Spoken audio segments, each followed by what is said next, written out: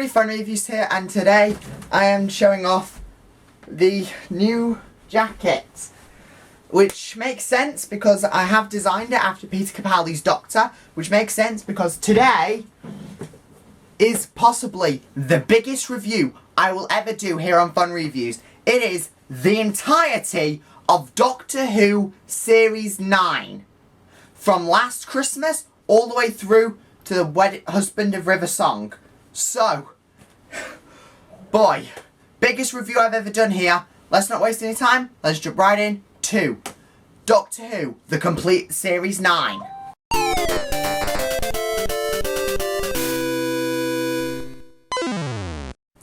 Okay, quick thing beforehand. This review is going to be unlike any review I've ever done here on this channel, because unlike the other reviews, which are split up into 5 sections: story, presentation, gameplay, final level, and the verdict, this review will only have 2 sections: the packaging and, of course, the actual episodes. But it is still going to be the longest episode I've ever done, because I will be going in depth into each and every single episode. So, let's not waste any time, let's jump right in to the packaging. So, the packaging. The packaging here comes adorned in a beautiful sleeve, with a shot of the Doctor and Clara running away from an explosion. If we turn to the back of the box, you get an absolutely stunning image of several of the characters and monsters from the episodes, like the Doctor pushing away the veil, Clara, a Zygon, Davros, one of the ghosts, the Doctor and River, Missy, the Fisher King, the Dalek from Hellbent, and me, all adorned with the 2015 TARDIS design. If we take the sleeve off, we are greeted by a shot of the Doctor and Davros in a Dalek control room. If we turn it to the back, we get, again, Clara with a shot of Dalek control in the window behind her. Now, when we open up the box, you'll get a sleeve giving all sorts of information on the episodes, but if you're any kind of Doctor Who fan, you'll already have that. Some ads. But opening the box, you'll soon notice the Gallifreyan text on the spine, as well as the Doctor confronting Rassilon on Gallifrey from Hellbent with a list of the episode and special features. Now, also, another thing, all of the discs look like open confession dials, which play a huge part in the episodes. They're all, like I said, opened confession dials. And if you take the Husband of River song disc out, there's a shot of Gallifrey. So, now that we've been through the box, let's talk about what, admit it, you all want me to have a marathon of what you've all been waiting for: my review of every single solitary episode in this box set. This is going to take a while. So, Last Christmas, otherwise known as Alien. Yes, Last Christmas is a direct parody / satire of Alien in Christmas with Santa. So, the episode starts off with Clara in a bedroom having Santa fall on her roof. After a quick conversation, the Doctor turns up, telling Clara to get in the TARDIS without arguing, which she complies with.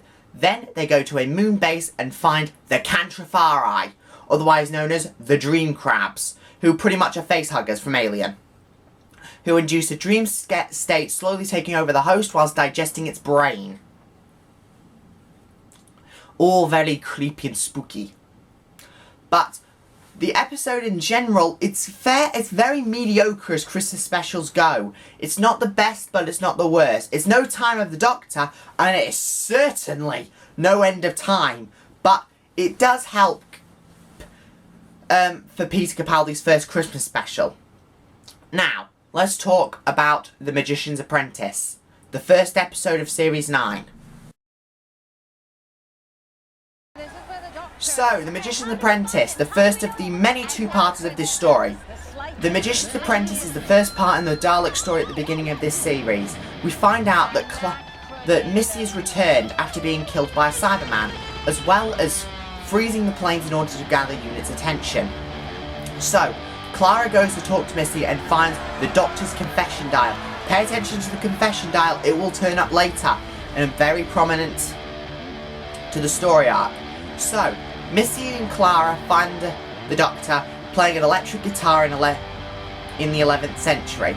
We find out that the Doctor's supposed to die, with Kalani Saab, a snake man who serves Davros, looking for him across all of time and space. He visits the Shadow Proclamation, Dorium's old bar, and the Sisterhood of Khan. After he finds the Doctor, they visit Skaro. Yes, Skaro has been rebuilt by the Daleks, but these Daleks are different to the ones we know. They're Daleks from different eras, as well as the Time War Daleks. So, if you pay attention, or go to the Doctor Who site, link in the description, you'll be able to keep track of every Dalek in the episode. There are Skaro Daleks, Renegade Daleks, Imperial Daleks, the Special Weapons Dalek, Time War Daleks, Emperor Guard Daleks. Any Dalek you can think of is probably in this episode. And turns out, Davros is also returned and is dying.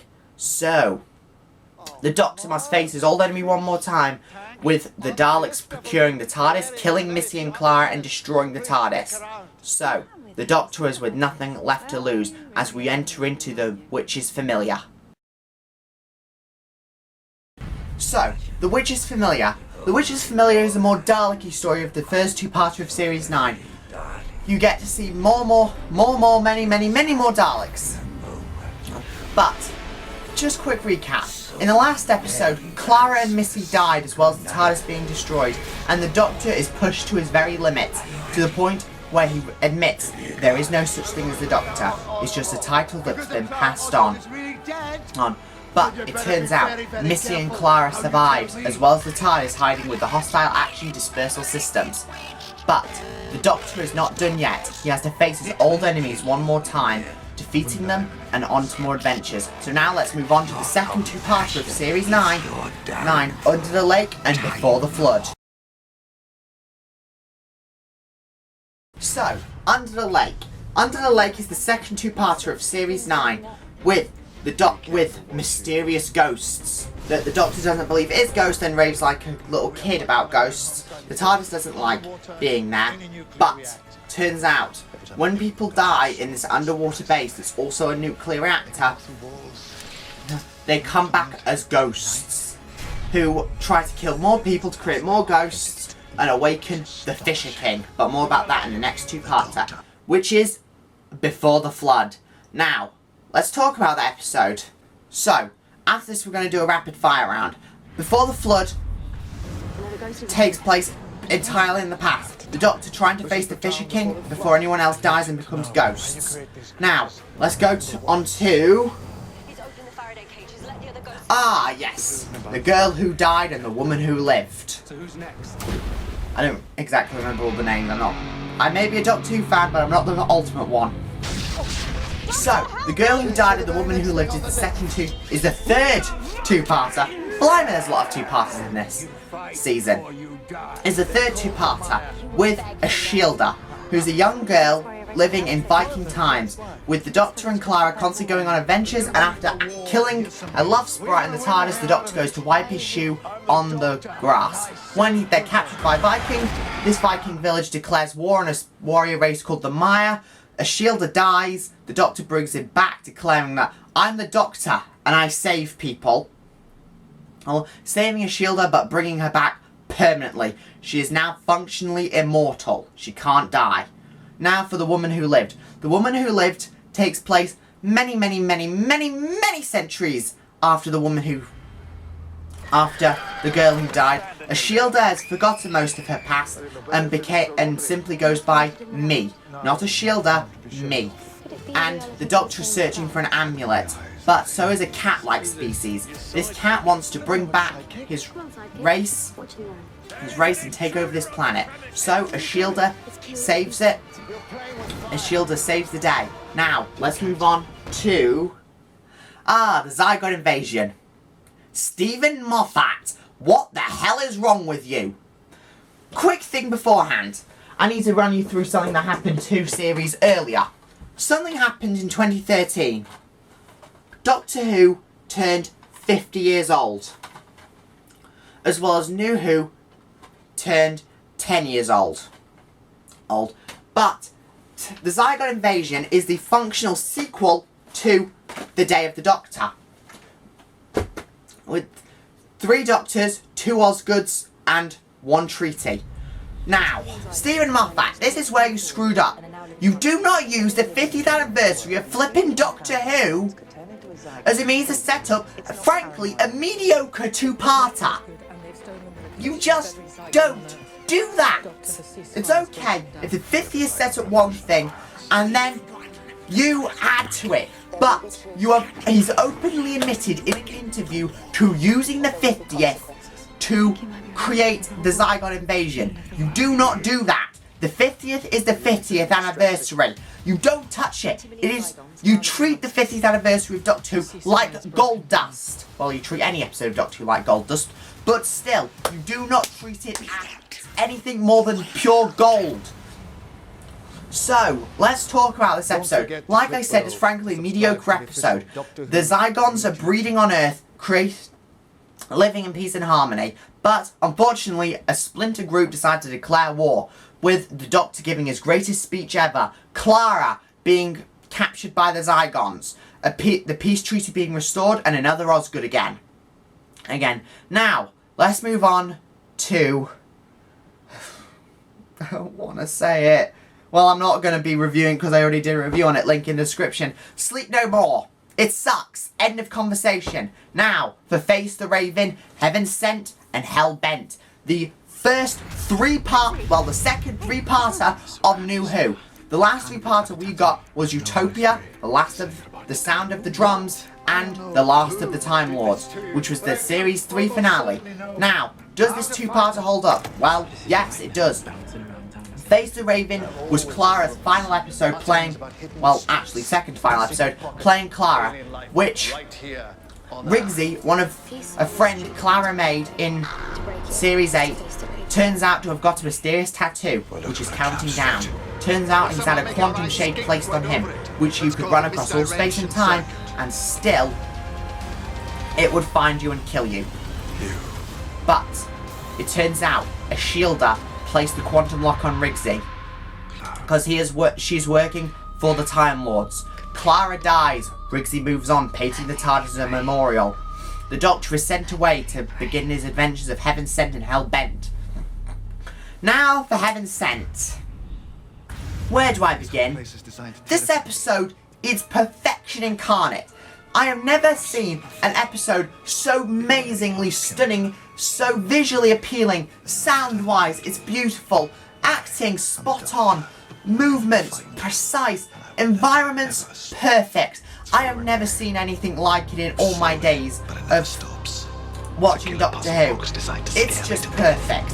The Doctor is trapped in his confession dial, facing a monster that will not stop, and to quote the Doctor, "You may run, it will walk. You will rest, it does not." The Veil is a creature from the Doctor's own nightmares, and the Time Lords are interrogating him about a creature known as the Hybrid, which is another important part of Series 9, like his confession dial, which that story arc is solved, but the Doctor escapes his confession dial after 4.5 billion years of punching through a wall made of diamond. But, after all that, it's time for Hell Bent. The Doctor is back on Gallifrey. He kicks Rassilon off, becomes president of Gallifrey, and his first order of business isn't to drastically reform Gallifrey's society, make it a more peaceful place. His first command is to bring his friend back and run away. He runs away from Gallifrey, stealing a TARDIS to save Clara. Then he nearly makes Clara forget him, but something goes wrong. The Doctor forgets Clara ever existed, and then goes back to his TARDIS, safe and sound, with a shielder and Clara travelling around in time and space. The Doctor continues his adventures for the Husband of River Song, which is last year's Christmas special. Now, last year's Christmas special was the Husband of River Song. Again, overall it was a mediocre episode. It was the final episode of River Song, song as she goes off to the library after this episode. The Doctor becomes the Doctor again, begins wearing his trademark black coat with red lining again, and goes on to have adventures in Series 10 as well as Class. So, now for the final rating for Doctor Who, the complete Series 9. Personally, I would recommend it. Sure, some of the two-parters are a bit mediocre, and one episode is pretty much the worst episode of New Who in history. But it's still overall a good episode. The Magician's Apprentice and The Witch's Familiar, I will recommend till the sun comes up. Most of the two-parters are overall really good, especially Heaven Sent. I cannot recommend that enough. So, that's why the final rating for Doctor Who, the complete Series 9, is an 8 out of 10. The packaging is amazing. Everything about it is really good. Really good. Now, join me for future Doctor Who related reviews where I will be taking a look at other Doctor Who related box sets like the complete Series 8 and complete Series 9, as well as Series 6, Series 5, Series 4, Series 3, Series 2 and Series 1. So, thank you guys very much for watching. If you enjoyed it, tell me. I'll leave all the links to videos and websites mentioned in the description below. And I'll see you guys on the next Fun Reviews. Bye-bye!